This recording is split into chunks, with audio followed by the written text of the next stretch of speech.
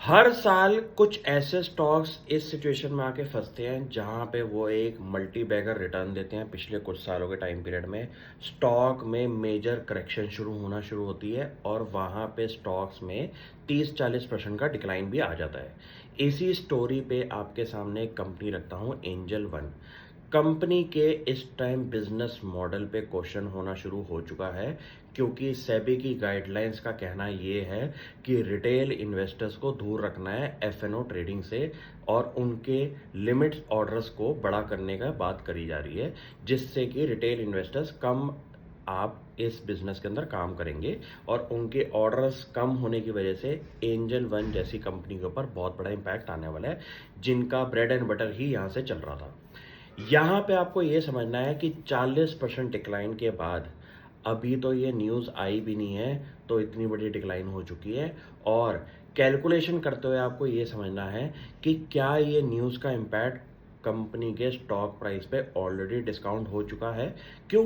क्योंकि जब ये न्यूज़ आएगी उसके बाद भी इस कंपनी के ऊपर फ़र्क आएगा और आपको अब ये समझना है कि कंपनी के बिजनेस के अंदर एक अच्छी मैनेजमेंट वो है जो कि हर बुरे टाइम के अंदर अपने आप को ट्रांजिशन करे नए बिजनेस लाइंस के अंदर। मेरे को ये लगता है कि ये बात हमारी इन्वायरमेंट के लिए सही है कि जहाँ पे आपका कैपिटल मार्केट की डेवलपमेंट के लिए सेबी ने कुछ स्टेप्स लिया रिटेल इन्वेस्टर्स को बचाने के लिए, लेकिन यहाँ पे ब्रोकर्स के इम्पैक्ट की बॉटम लाइन पे जो फ़र्क आएगा उसको ठीक करने के लिए हर ब्रोकिंग कंपनी कुछ ना कुछ नया करेगी। जैसे कि सिंपल सी बात है कि एंजल वन के पास जो कस्टमर बेस है उस पे अब कंपनी क्या करेगी कि पहली बात तो जो उनके कैश मार्केट वाले प्रोडक्ट्स हैं जहाँ पे they do not charge a lot of money पर ट्रेड, वो शायद फ्री ट्रेड्स होने बंद हो जाएं और वहाँ पे कंपनी अपने बिजनेस मॉडल को चलाने की कोशिश करेगी। आपको मैं ये कह दूं कि हर साल ना एक अच्छी कंपनी एक मेजर डिक्लाइन पे आके खड़ी होती है और अच्छी कंपनी फ्यूचर में वही रहेगी जो इस डिक्लाइन को वापस से रिकवर करके दिखाए।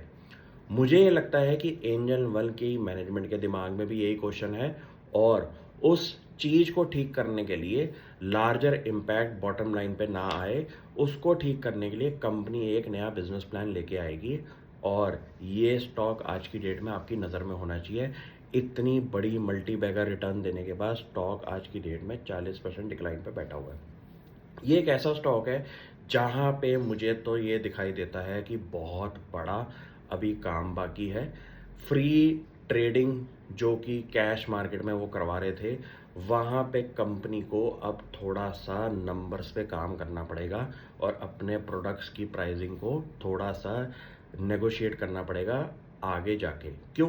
क्योंकि एफ&ओ का काम अगर कंपनी का कम हो गया और कैश मार्केट के काम में कंपनी अपना थोड़ा सा पर ऑर्डर साइज का रेट बढ़ा दे, तो शायद बॉटम लाइन में इम्पैक्ट जो है वो कम दिखाई दे।